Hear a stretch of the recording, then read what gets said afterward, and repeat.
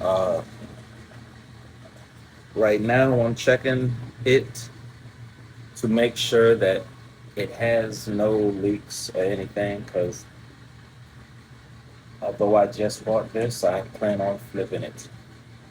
Um, but one of the reasons I said the whole champagne taste, I thought it was champagne taste on a lemonade budget or something like that. That shows how little I drink. Um, my pride in the year 2025 didn't want to go back to this. Ooh. Is that a girl? I'm all dude, mother effer. That is not a girl's boob. I need to lose weight. Shout out to